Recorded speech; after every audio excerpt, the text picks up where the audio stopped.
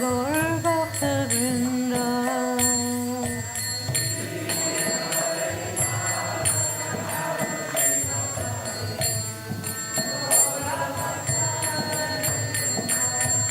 Shri Krishna Chaitanya Prabhu Nityananda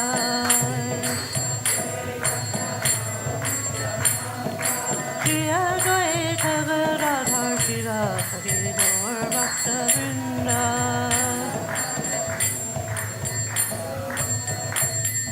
Shri Krishna Chaitanya Prabhu Nityananda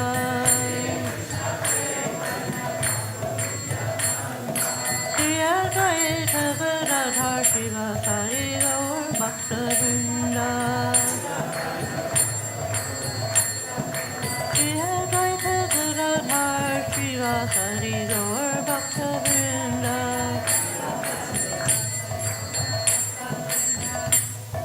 Hare Krishna, Krishna Krishna, Hare Hare, Hare Ram, Ram Ram, Hare Hare.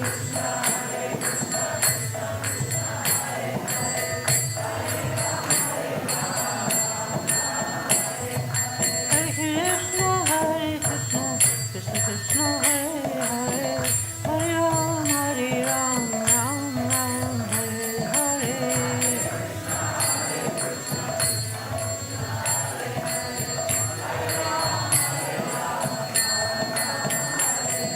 Hare Krishna, Krishna Krishna, Hare Hare, Hare Ram, Ram Ram, Hare Hare.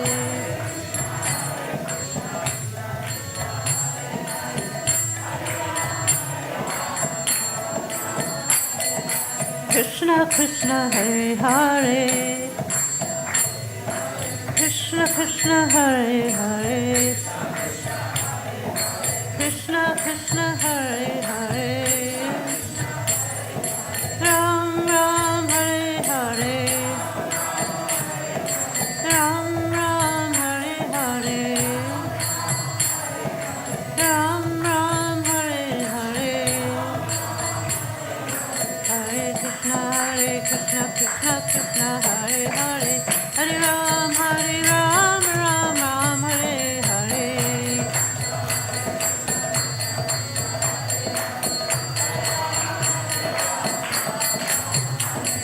Hare Krishna, Krishna Krishna, Hare Hare, Hare Ram, Ram Ram, Hare Hare.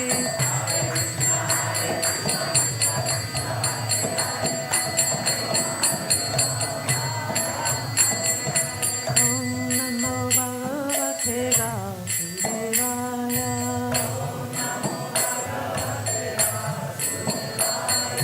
Om Namo Bhagavate Vasudevaya.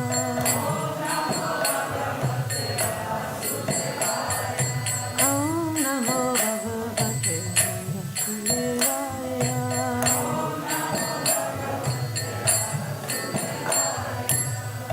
Jayam Shri Krishna Paramahansa Sarvajacharya Satyara, His Divine Grace, A.C. Bhaktivedanta Swami Sri Prabhupada Ki Jai. This Conviviti Founder Acharya, His Divine Grace, Sri Prabhupada Ki Jai.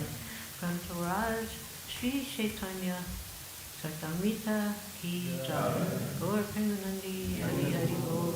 All glories to the assembled devotees. All glories to the assembled devotees. All glories to the assembled devotees. All glories, all glories, all glories to the lotus feet of Sri Guru and Sri Gauranga.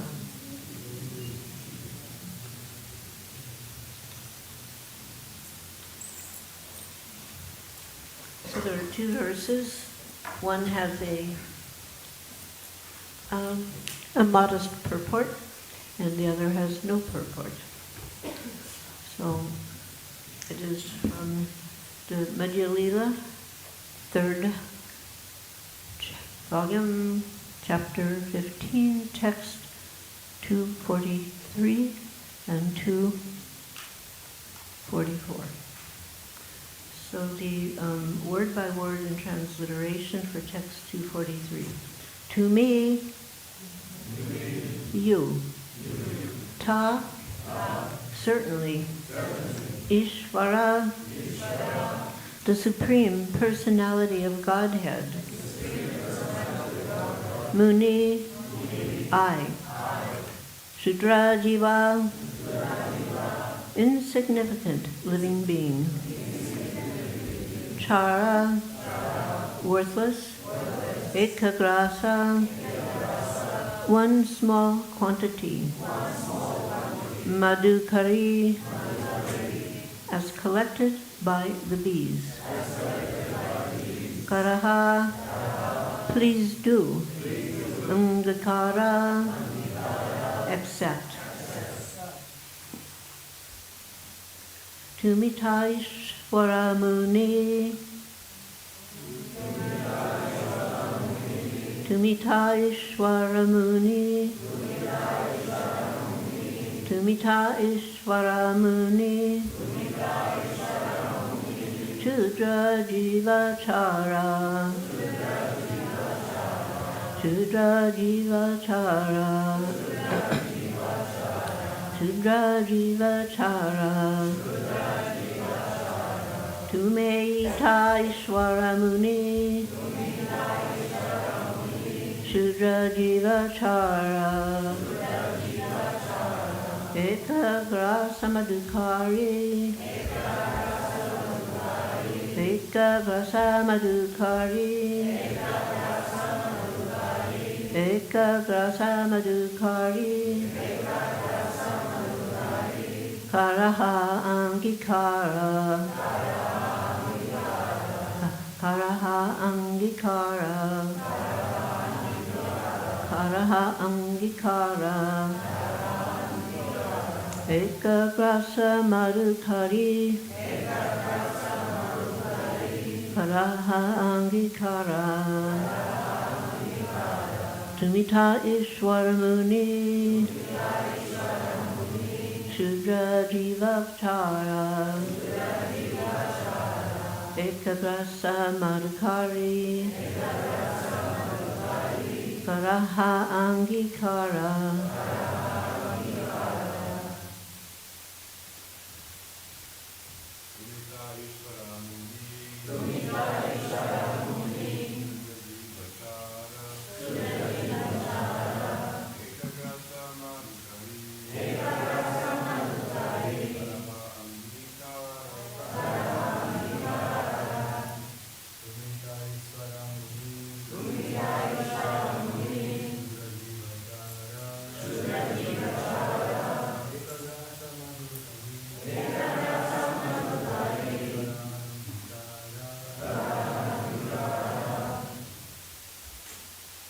Ladies,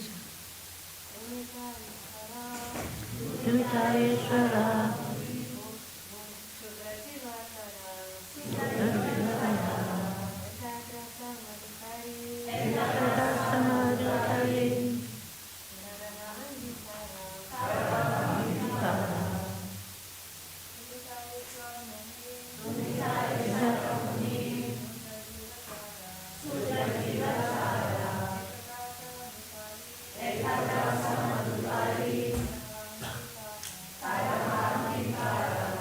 Translation by His Divine Grace, Srila Prabhupada. You are the Supreme Personality of Godhead, whereas I am a most insignificant living being. Therefore, please accept a little quantity of food from my house. Purport. A sannyasi is expected to collect a little food from each and every householder. That is to say, he should take whatever he requires to eat. This system is called madhukari. The word madhukari comes from the word madhukara and means honey collecting bees. Bees collect a little honey from each flower, but all these small quantities of honey accumulate to become a beehive. Sannyasis should collect a little from each and every householder and should simply eat what is necessary to maintain the body. Being a sannyasi, Lord Chaitanya Mahaprabhu could collect a little food from the house of Sarvabhauma Bhattacharya, and this was the Bhattacharya's request. Compared to the food eaten by the Lord on other occasions, the Bhattacharya's feast was not even a morsel. This is what the Bhattacharya was pointing out to the Lord. Text 244. Eta shuni hasi prabhu vilasa bhojane jagannathera prasada bhattad dena harshamane. Translation. Hearing this, Sri Chaitanya Mahaprabhu smiled and sat down to eat. The Bhattacharya, with great pleasure, first offered him the prasad from the Jagannath temple. So can repeat, you are the Supreme Personality of Godhead. Whereas I am a most insignificant living being. Please, therefore, accept a little quantity of food from my house. Hearing this, Sri Chaitanya Mahaprabhu smiled and sat down to eat. The Bhattacharya, with great pleasure, first offered him the prasad from Lord Jagannath temple. Om Gyantamarandasya Janana Sakalaya Chakchum Militam Yena Tasmai Sri Gurave Namaha. Everybody together, the pranams of Srila Prabhupada, please. Namo Vishnu Padaya Krishna Prasaya Bhutale Srimate Bhaktivedanta Swaminiti Namane. Namaste Saraswati Deve Gauravani Pracharine Nirvishesha Sunyavadi Paskatya Desatarane. Sri Krishna Chaitanya Prabhu Nityananda Shri Advaita Gadadhar Srivasari Gaur Bhaktivinoda. Hare Krishna, Krishna Krishna, Hare Hare, Hare Rama, Rama Rama, Hare Hare. Vanchakalpa turubhyascha, kripa sindhu vairevyacha, patitanam pavanevyo vaishnavebhyo namo namaha.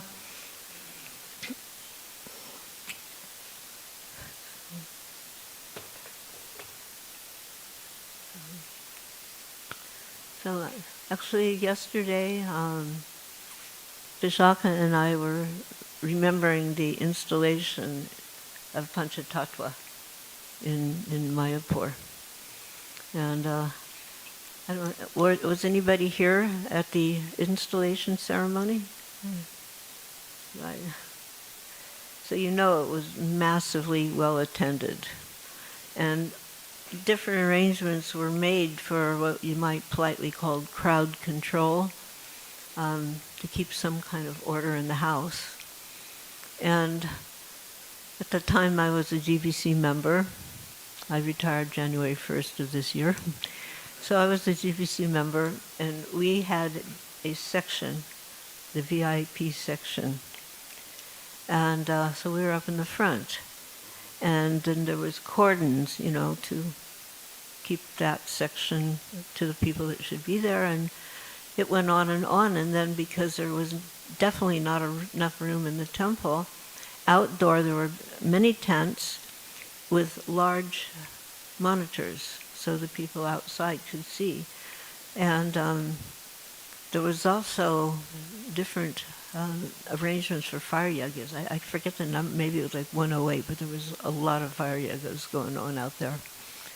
So when finally the moment came for the conch shell to blow and the curtains to open, in spite of all the preparation to maintain decorum, everybody just surged forward. And the little tiny ropey barriers just meant nothing. Everybody was coming forward. And at one moment, I was thinking of my great fortune to be there right in front of them, right where that platform is.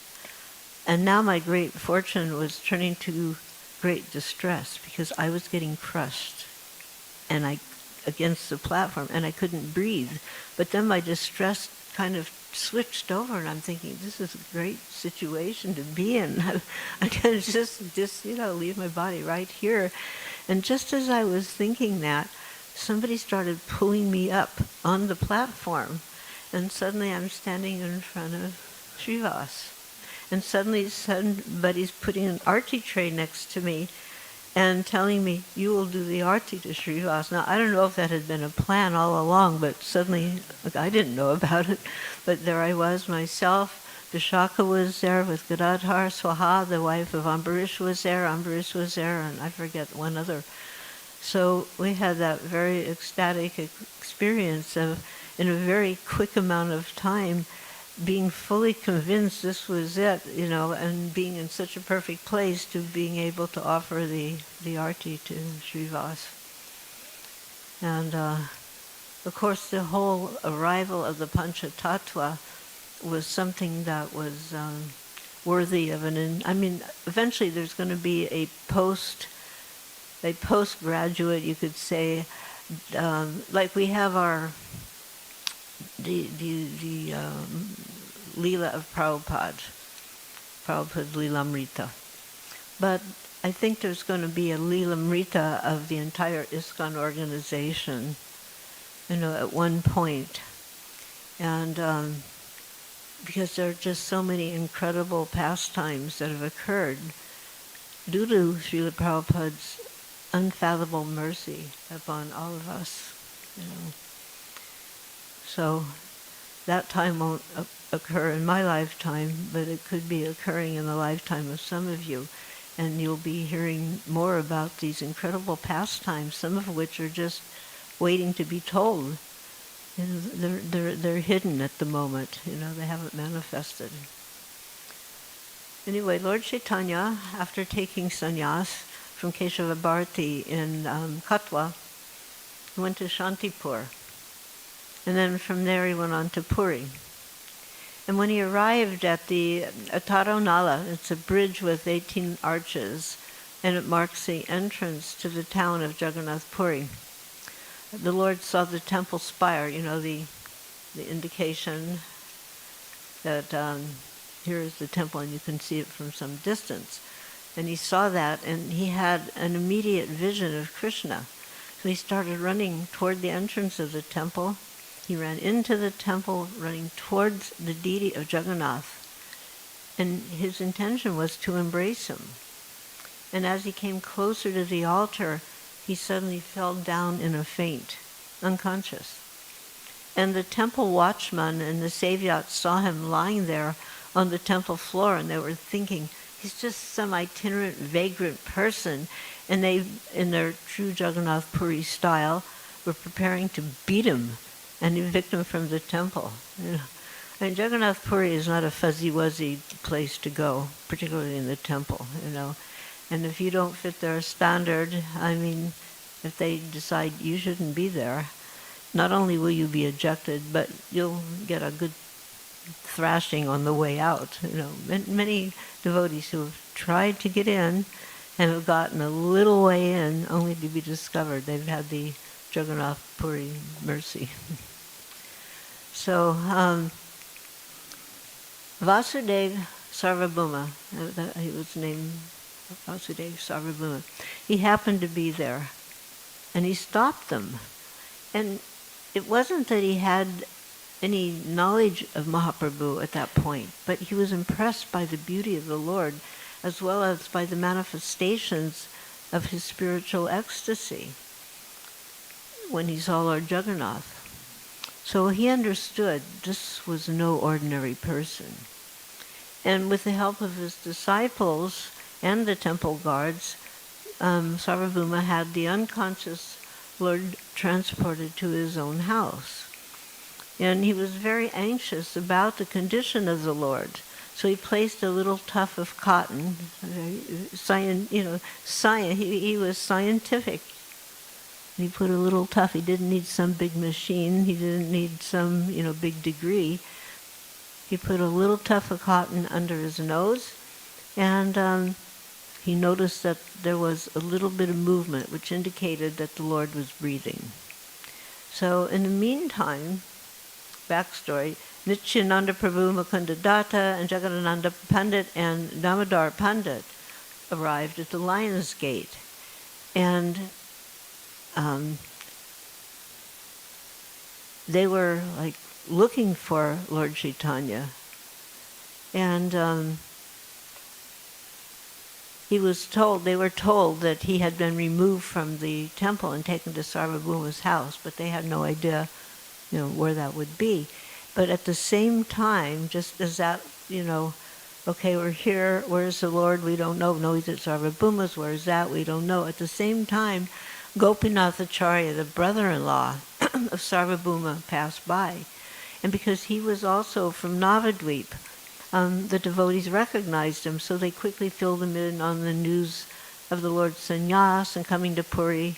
Like New Vrindavan would say, here's the scoop, and then you'd, tell all the things what had gone on. So they gave him all the information, and Gopinath was very happy to take them to Sarvabhauma's house. And then the devotees were extremely relieved. They were actually overjoyed to see the Lord was there. And Sarvabhauma paid his obeisances to Nityananda, and he said, go and take darshan of Lord Jagannath. And he sent his son, Chandaneshwarya, to accompany all the devotees in Nityananda. He sent the son as a guide. And when they returned from their darshan, they began to sing the holy names loudly, and that brought Mahaprabhu back to his external consciousness. So in his paternal affection for the Lord, Sarvabhauma, he gave an order that the Lord, you should not go alone to the temple. You should always take somebody with you. Even though the Lord was his superior, he was giving his paternal instructions, just like Janaki would sometimes, in a motherly attitude and motherly affection towards Srila Prabhupada, she would even chastise him and tell him, "What you shouldn't do this. You should do this." One time in San Francisco, this was like 1967, very early on, the door to get into the apartment building that Srila Prabhupada was staying in, had a lock, and you had to be buzzed in. This apartment was on the ground floor, and our temple was, the apartment was on the third floor, but our temple was on the ground floor. So somehow this kind of deranged hippie girl got in, and somehow she knew where Prabhupada's apartment was. She banged on the door, and Prabhupada opened up, and she shoved her way in, and she goes, "Swamiji, will you marry me?" And Prabhupada said, "I can't do that, I'm a sannyasi." But he also at the same time was exiting the apartment because Mukunda and Janaki lived 2 doors down, which was by an arrangement in case, Swamiji would need anything. So when he went out to get Mukunda's help, the door shut, which meant the crazed lady was inside and he was locked out. Mukunda, of course, had a spare key. So he explained to Mukunda he's coming over to let him in and remove the lady. And Janaki stops. He goes, "Swamiji, never," and she's shaking her finger, "never leave your apartment without your key." There were so many wonderful instances like that. Anyway, Sarvabhauma's father, Maheshwara Visharada, had been a good friend of Mahaprabhu's maternal grandfather. So there was this family connection. And the maternal grandfather, Nilambara Chakravarti. So that meant that Sarvabhauma was actually much older to the Lord. So that's prompted this kind of a protective feeling towards him. So he decided to give him some advice. And he told him, the name Krishna Chaitanya, which you have been given, it's a good name, very good name. But you have been initiated into the Bharati line of sannyas, which is only a moderately good reputation. I can get you reinitiated in a more prestigious line if you wish. So Gopinath and the other devotees were a little disappointed to hear Sarvabhauma make this suggestion. And Gopinath objected. And he stated, Sri Chaitanya Mahaprabhu is the Supreme Lord himself. He does not depend on any external formalities. So Sarvabhauma and his disciples debated these points with Gopinath at some length. And then Mahaprabhu asked the devotees not to argue. Don't argue with Sarvabhauma about Acharya, because he's senior to the Lord, and he was only advising him out of affection. Shri Radha Gokulananda ki jai, Jagan Shri Ramchandra ki jai, Sita Maharani ki jai, Lakshman ki jai, Hanuman ki jai, Shri Gaur Nitai ki jai. So he gave this instruction, this was out of affection. He's older to me, so he was giving the point that, and he was setting the example that one who's free from hankering after prestige, he's ready to give all respect to others. Lord Chaitanya could have acted in another way, but he gave, by his own example, this point, ready to give all respect to others. And he indicated by this that he was willing to hear Sarvabhauma's advice. So Sarvabhauma then told the Lord, he said, you're a handsome young man. After all, the Lord had just taken sannyas. He's 24 years old. And he said, if you want to maintain your sannyas vows, you should study Vedanta diligently. And this would awaken the required attitude of renunciation from the world into him. So the Lord accepted his invitation to hear from him. And for the next 7 days, he took instructions from Sarvabhauma, instructions on Vedanta. And he simply sat there and listened.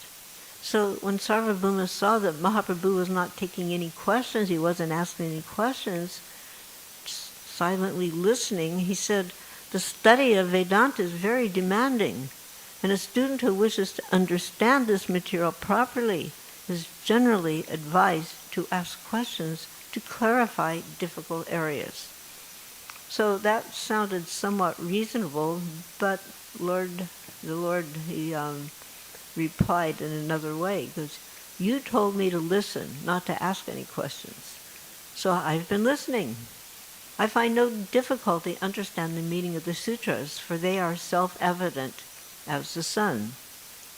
On the other hand, your explanations are confusing. I find they hide the actual meaning of the sutras, just like a cloud covers the sun. So we know, like when a cloud covers the sun, we're not getting the benefit of light and warmth, but it doesn't mean the sun is, gone. It's just momentarily covered. So Sarvabhauma, he felt slighted, means offended by the Lord's compact. And he actually felt a little angry. So he started to debate the meaning of the word Brahman with the Lord, and Sarvabhauma established that Brahman was without form or qualities, having recourse to various scriptures as evidence. Then the Lord showed with logic and scriptural references that Brahman possessed form and qualities. And he cited the Atmarama verse from the Bhagavatam, and he asked Sarvabhauma to explain it.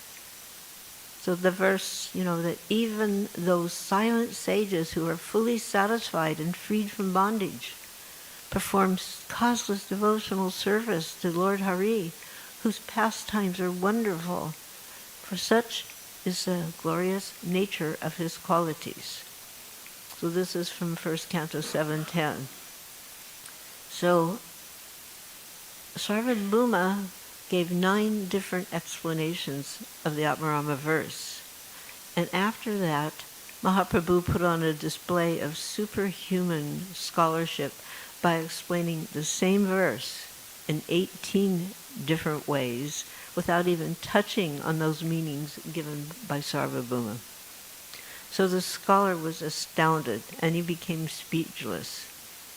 And slowly he began to understand that Mahaprabhu was not an ordinary human being, but he was the Supreme Lord himself, and he began to regret his arrogance.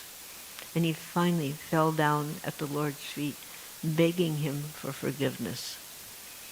So in the Chaitanya Bhagavatam, there's a statement that the Lord in his kindness displayed a number of different divine forms to Sarvabhauma, starting with the 4-handed Narayan form, and then the 2-armed Krishna form holding a flute, and finally the 6-armed Satbhuj form, which you have the beautiful picture up here on the wall. And Sarvabhauma, when he saw that 6-armed form of the Lord, which was as brilliant as 10 million suns, or at least millions of suns, he fell down in a faint.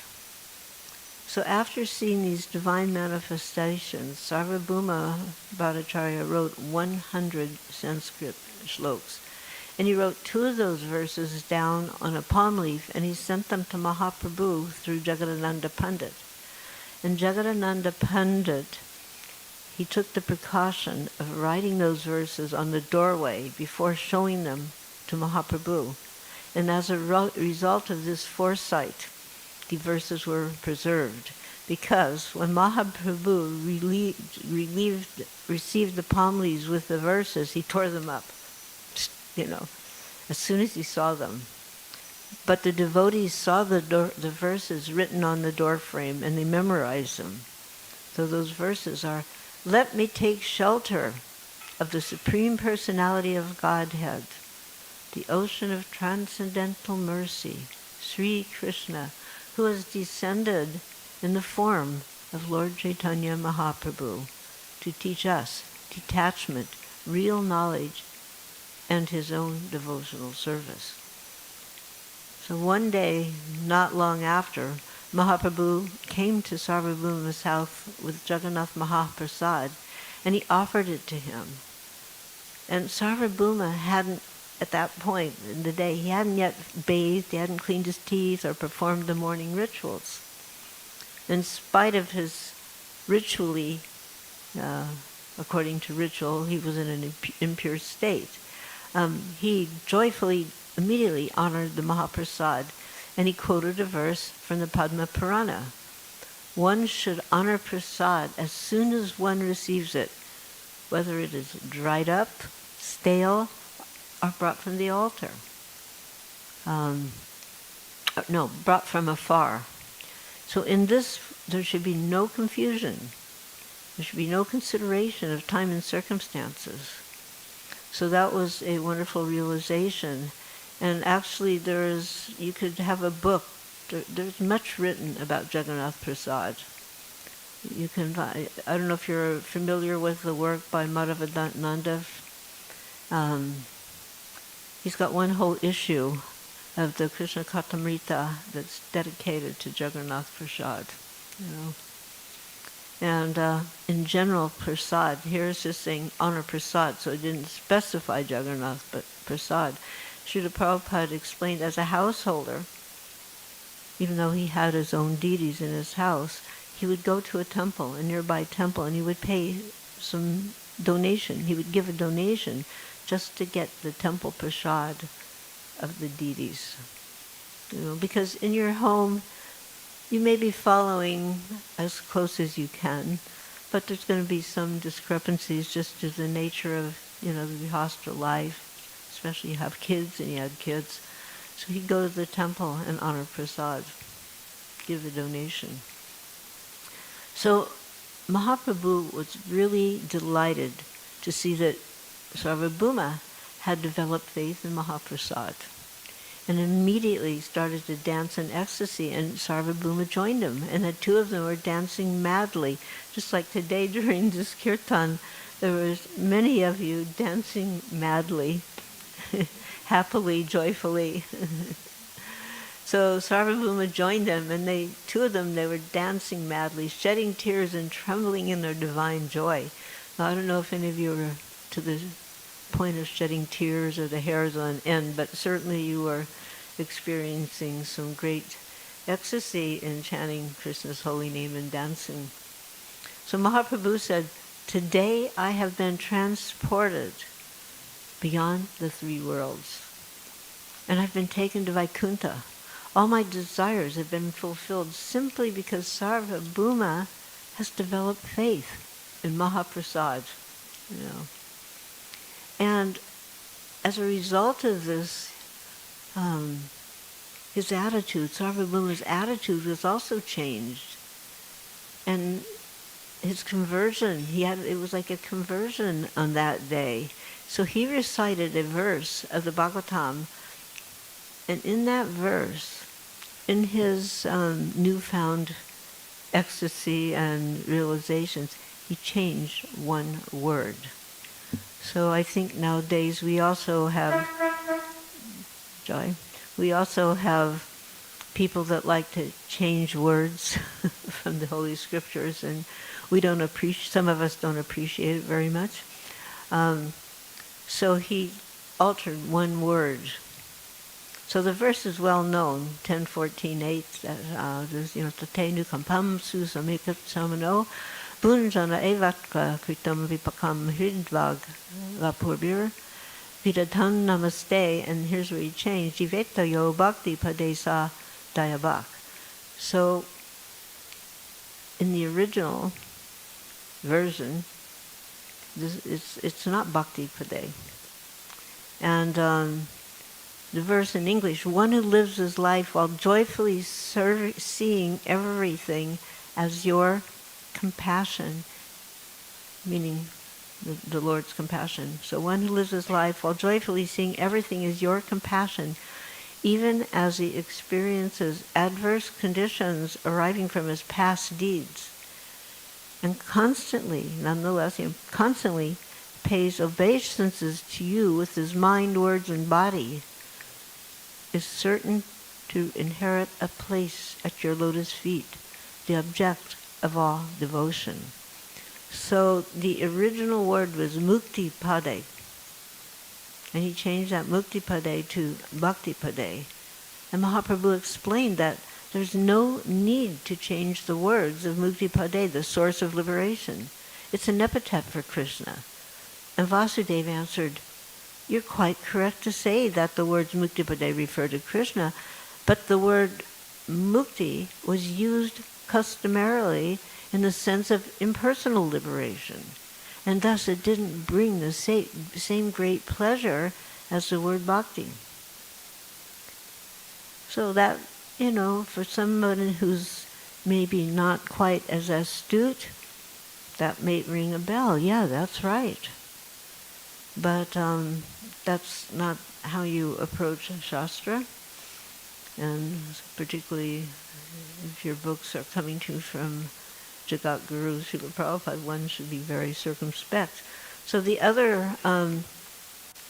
when the other scholars in Puri heard that Sarvabhauma Bhattacharya had been converted to devotion to Krishna because he'd been an impersonalist, and when they heard about this conversion to Krishna, then all of them took shelter of Chaitanya Mahaprabhu. Like our verse from the Gita, that whatever the great man does, the common man will follow. He was a great man. He was a much revered and respected personality, and now he was joining the cult of Chaitanya Mahaprabhu. And so they also followed, just like by getting the Beatles to chant Hare Krishna, by getting George in particular, it affected generations. Even to this day, people come across, George Harrison chanted Hare Krishna. They see the Krishna book with his signature, and immediately they're attracted. But regards to changing the original text of a Shastra, Srila Prabhupada commented, "Write your own." In other words, one shouldn't change. You can write your own. And it's the same with Guru Puja. Sometimes out of some feelings, devotees who's leading will insert a verse before the end of the Guru Puja. Srila Prabhupada Loya Jarana, they'll put that before the end. But again, that's incorrect. That's tampering with the Acharya's version. But it's okay to say after the fact.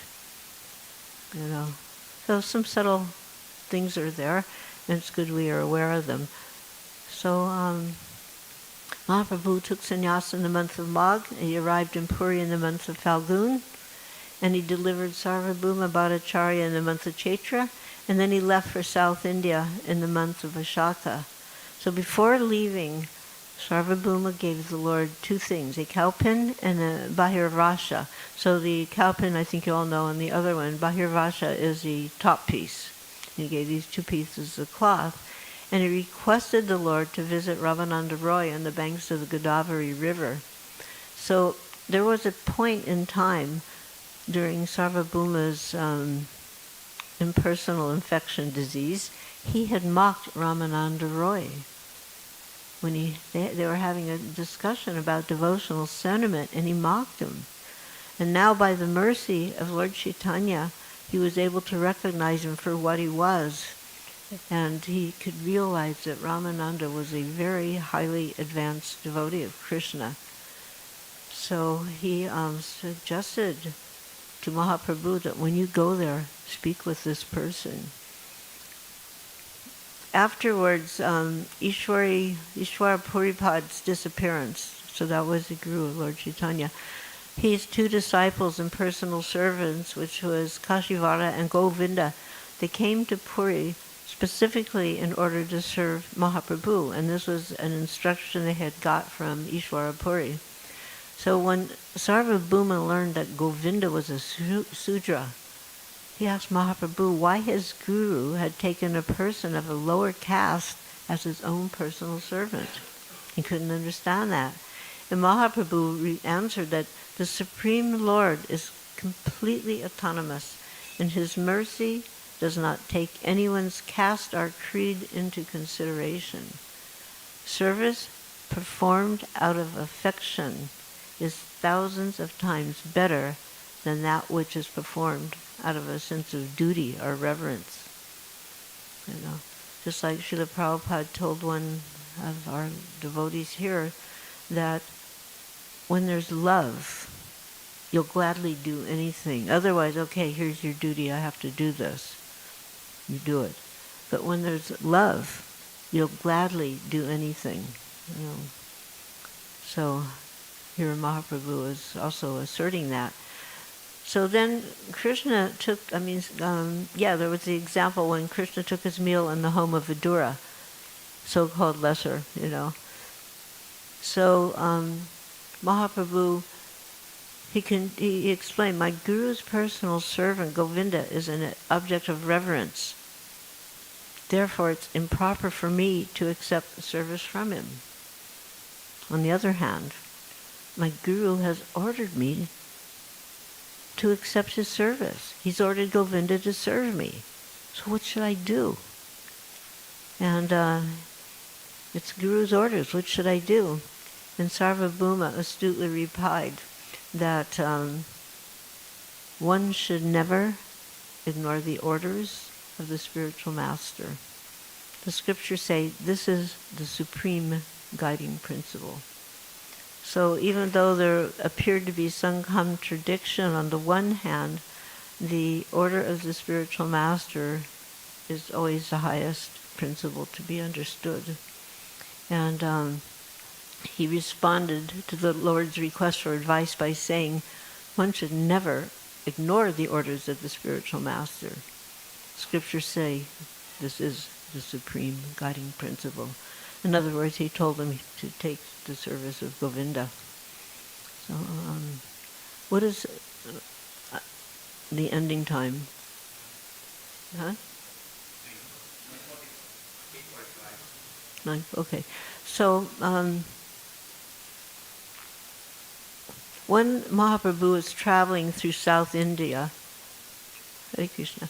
King Prataparudra had heard a great deal about him from Sarvabhauma Bhattacharya, and as a result, he developed a desire to have an audience with the Lord. But Sarvabhauma warned him that Mahaprabhu was a monk who had taken strict vows of renunciation, and one of which he would not go and grant audiences to kings. But he still promised the king that when the Lord returned, he would do his best to arrange a meeting with him by whatever means possible. So later, after the Lord's return, all of Sarvabhauma's efforts to bring the king to the Lord's presence failed. I mean, spectacularly. The Lord, he even threatened, if you ask me one more time, I'll leave and I won't come back, you'll never see me again. So subsequently, Nityananda Prabhu and other devotees glorified the king's qualities to the Lord, and that didn't totally change his mind, but had a little bit of a change of attitude. So even though he still refused to see the king, he did give him an outer garment, a piece of his own cloth. And when the king was given that by Nityananda, as soon as Prataparudra touched that cloth, he experienced symptoms of love of God.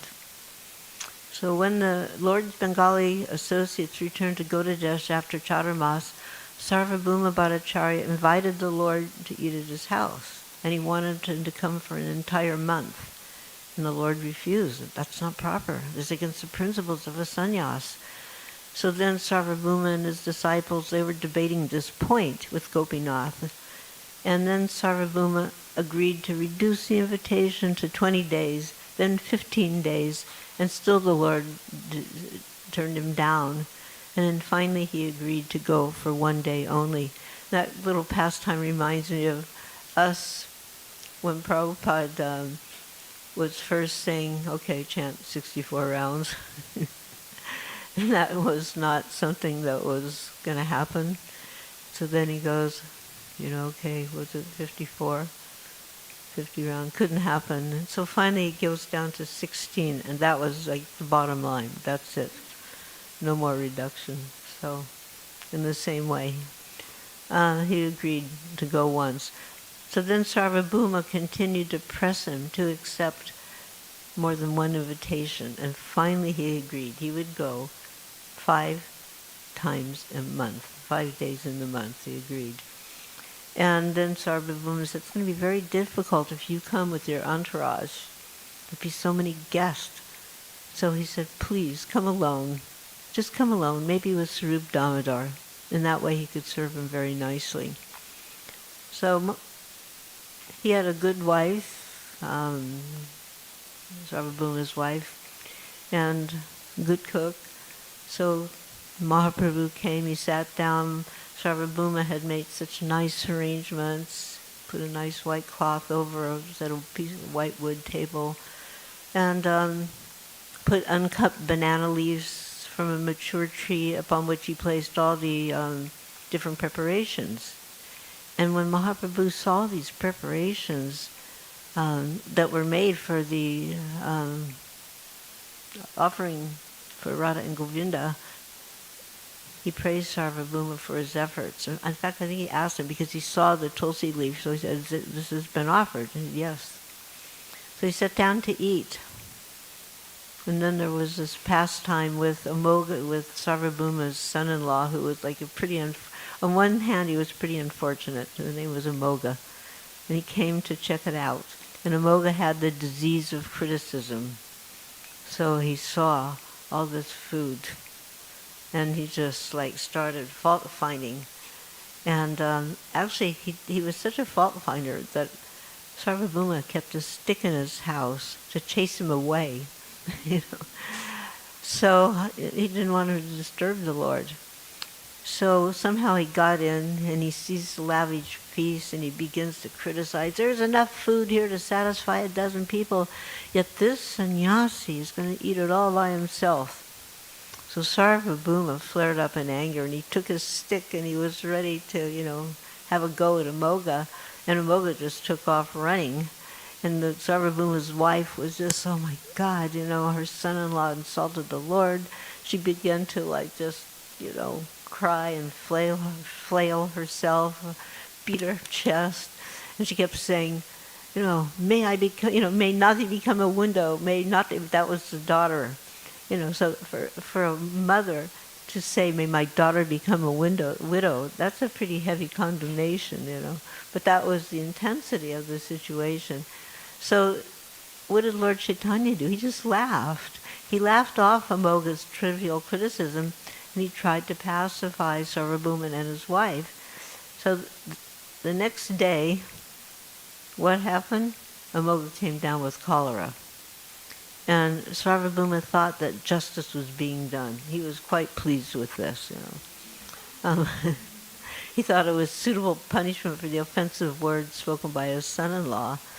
But then Gopinath Acharya informed Mahaprabhu that Sarvabhauma and his wife were both fasting, because of what their son-in-law had said. They were taking upon themselves to fast in like a penance, and that Amoga was on his deathbed with cholera. And immediately the Lord went to Amoga's bedside, and he placed his hand on Amoga's chest, saying, "This Brahman's heart is naturally holy. It is therefore a proper place for Krishna to sit. Why have you allowed enviousness in a place like this?" Speaking to Amoga, why have you allowed enviousness to enter into your heart and become contaminated? But then he said, fortunately, all of your sins have been destroyed through your relationship with Sarvabhauma Bhattacharya. So when the heart is cleansed of all contamination, one is able to chant Hare Krishna. So get up, Amoga, and chant Krishna's names. The Supreme Lord will bestow his mercy on you before long. So this is the amazing capacity of the Lord and the amazing capacity of the holy names. And then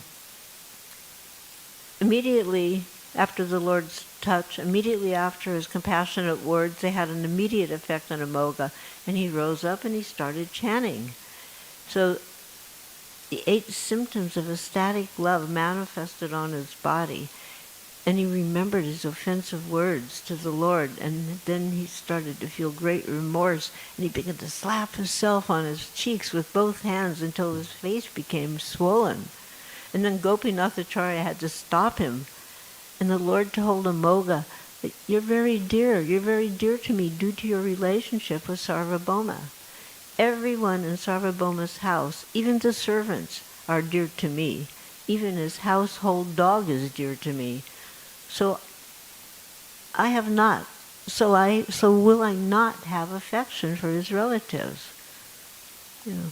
So he took it as a very trivial incident. And then he went to Sarvabhauma's house and asked him and his wife to forgive their son-in-law. And he said these offenses, they were just a result of immaturity. All of us at some point or time have, as a result of our undeveloped status in Krishna consciousness, we've probably made some offense to somebody not worthy of an offense.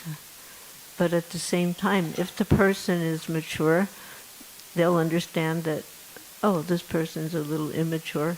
Like a kid, I've seen kids, even in the temple, they go and they hit their own mother. The mother's trying to correct them. I was at Govardhan at the yatra with Radhanath Swami. It was the last day, just a massive kirtan, just incredible katha, then this kirtan, and it was getting late, and the kids are getting restless, and this one little boy, he started pulling at his mother and beating her. I was really shocked, look at that, But it was her son. So she didn't take any, she took no notice of it. She wasn't upset about it, It was a result of immaturity. So in this day, in this age, the Lord just manifests through wood as Lord Jagannath. And he's manifested through water as the river Ganga. So therefore, Lord Chaitanya ordered the 2 brothers, Sarvabhauma and Vidyavaspati, to worship Lord Jagannath and the river Ganges.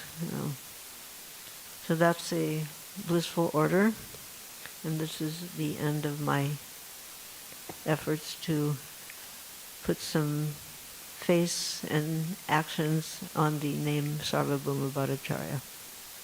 Hare Krishna. So I would ask if anybody could, maybe speak a few more words, because I'm not one of these deeply introspective peoples. Like the persons who are really self-realized, they can take a single word and expand on it. Just like Srila Bhaktisiddhanta Saraswati, he would speak for an entire month off of one verse in the Bhagavatam, And we're like, oh God, can I get through these next 45 minutes? But if somebody has something they can contribute or offer, Yeah.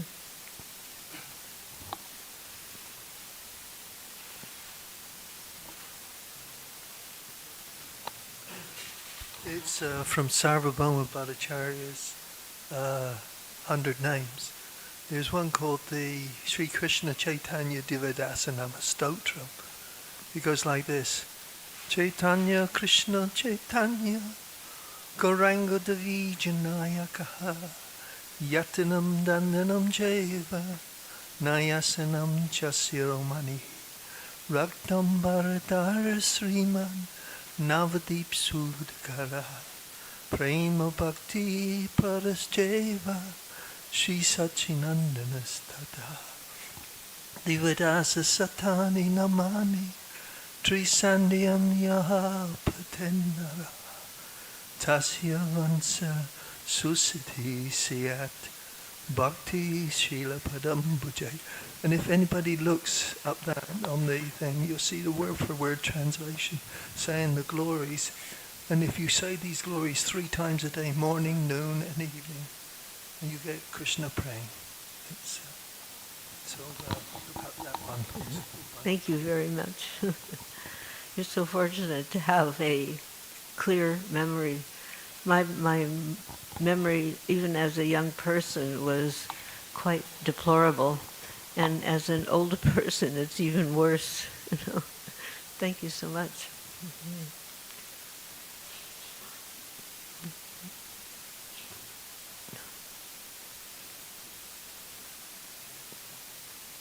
Thank you for your interesting class.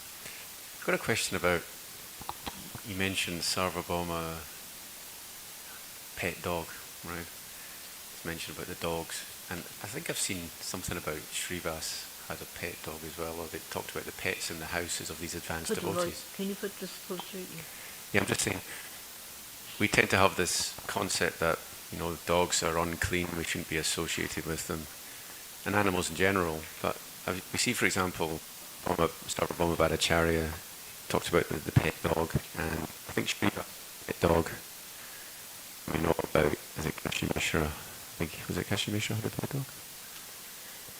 I mean, when I came to Krishna consciousness, of course, it was like New York was the only temple. Then we had a little place in San Francisco. We called Swamiji over, and we had a dog. And that dog came to the airport to greet Srila Prabhupada. In fact, he was the only one, got up and he started following him. And he would come inside the temple and sit right inside the temple. So this went on for a few days, and then one day Prabhupada paused and he said, perhaps the dog should not come in the temple. He just said it like that. That was it. And I got it. Okay, so then the dog, and he was a good dog. He stayed outside. And I started thinking, maybe we should just, we're living in San Francisco. Formerly, when we had the dog, we were in the country. This isn't so great. So I was making efforts to relocate, to rehome the dog. And I had made such an effort. And I had gone to see Srila Prabhupada in Stinson Beach. He was staying at a little cottage on the seashore for recovery. So when I came, he goes, "Oh, where's your dog?" I kind of proudly said, "Oh, I've given him to these people, And they treat him just like a person, because they would let him eat off their plates, you know.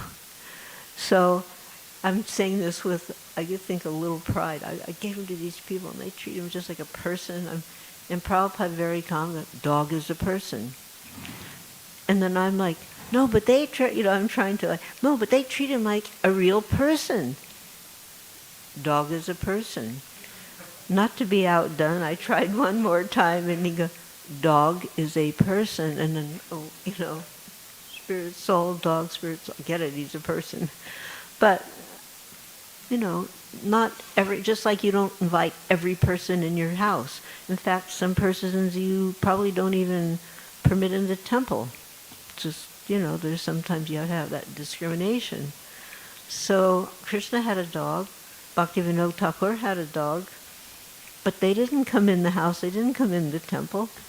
There was a dog in New Vrindavan that used to come up to where the Prabhupada was speaking. He was inside, and he would pull himself up, and he would be looking inside, and then when the kirtan went, the dog was trying to chant. And Prabhupada, he acknowledged that, but he didn't say, bring him inside.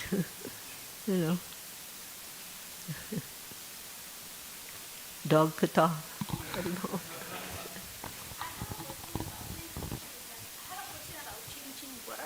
I know we have to be very careful not to change the words of Srila Prabhupada, but sometimes when we give class to children or when we write to children, we have to simplify, because otherwise they would not understand.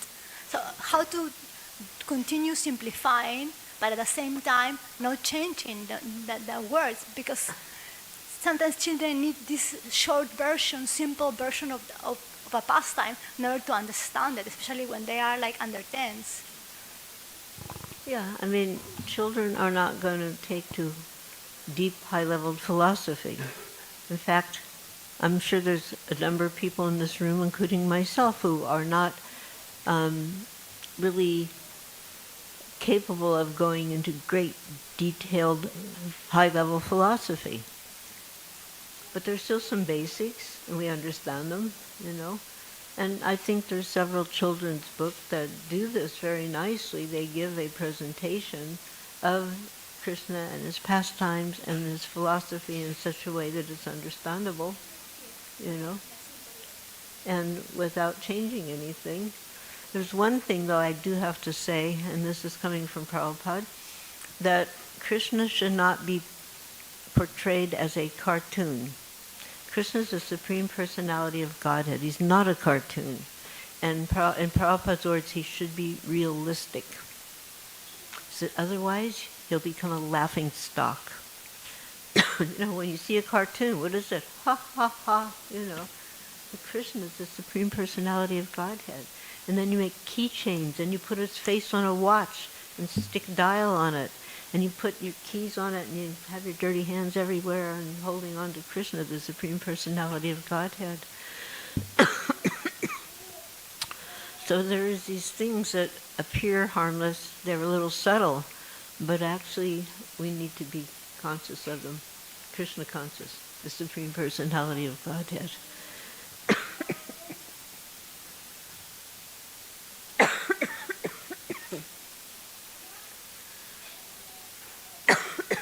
Means the class is over.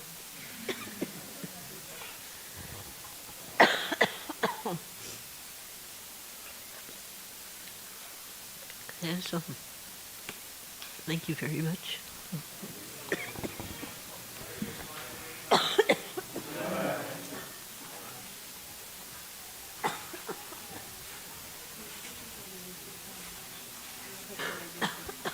Yeah, I have something in it. I usually have one ready to go in case I start coughing. So how are you doing?